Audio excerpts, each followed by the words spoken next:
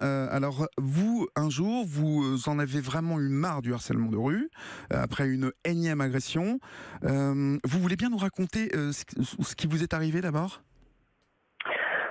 L'épisode juste avant la création du site, c'était que j'ai été en voiture dans les rues de Marseille, j'étais arrêtée à un feu rouge, et un homme depuis sa voiture m'a interpellée de façon très sexuelle.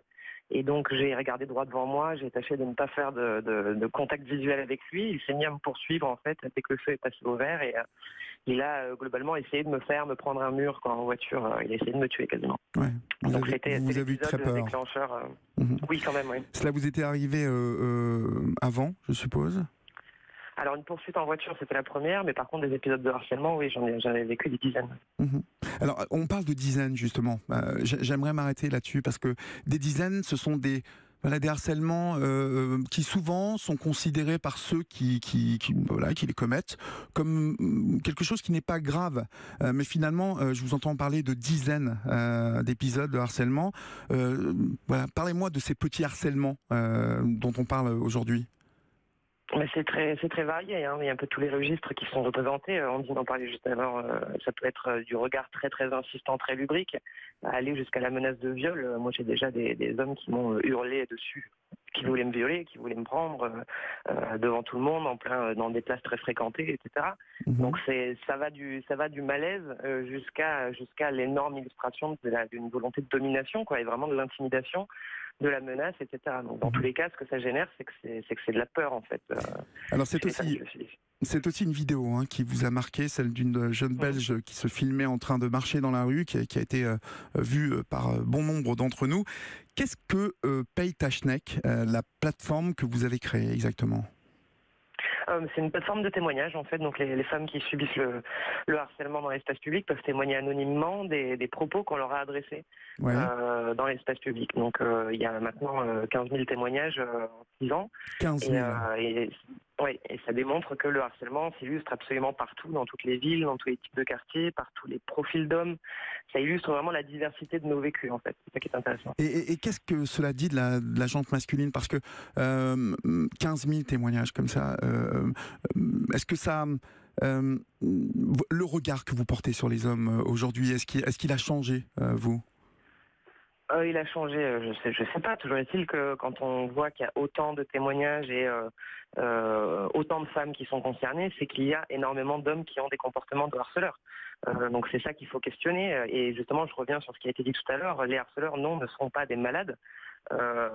C'est vraiment le monsieur tout le monde qui peut avoir à un moment donné des comportements très menaçants, voire des comportements très violents, très graves. Donc c'est absolument pas des personnes qui sont malades. Sinon il n'y en aurait pas autant, en fait.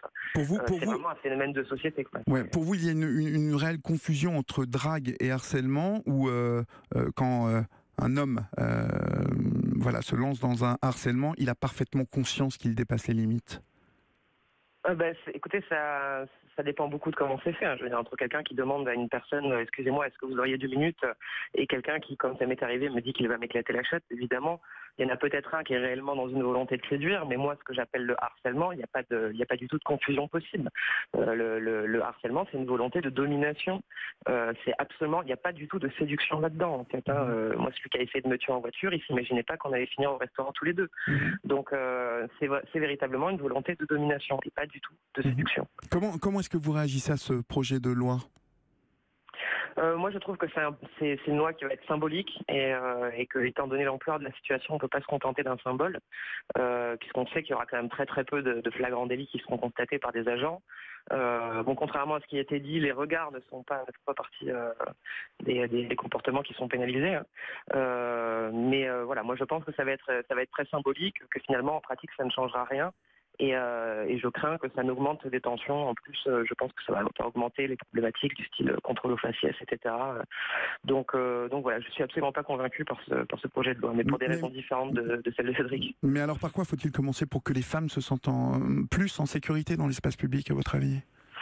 Alors, c'est forcément des solutions sur le long terme. Ça peut pas évidemment changer en 2 semaines. Donc, on l'a dit tout à l'heure, l'éducation, à mon sens, c'est vraiment la meilleure arme. Ces comportements-là, ils se fabriquent sous nos yeux dès le plus jeune âge, en fait. Déjà dans les cours de récréation, etc. Le sexisme s'illustre déjà très facilement et on laisse bien souvent faire, voire on n'identifie pas le problème.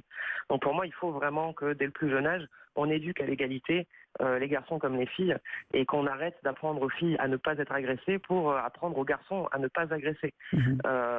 Il faut inverser cette tendance. Donc ça, c'est une solution qui évidemment se déroulera sur le long terme. Dans l'immédiat, il y a des solutions urbanistiques notamment qui peuvent permettre aussi au moins de créer un espace qui soit moins anxiogène pour les femmes. Inverser la tendance en tout cas au niveau de l'éducation chez les petits, mais aussi chez les grands, parce que je crois qu'il y a encore beaucoup de travail chez pas mal de certains hommes à leur comportement, vu leur comportement dans la rue. Merci beaucoup Anaïs pour votre témoignage.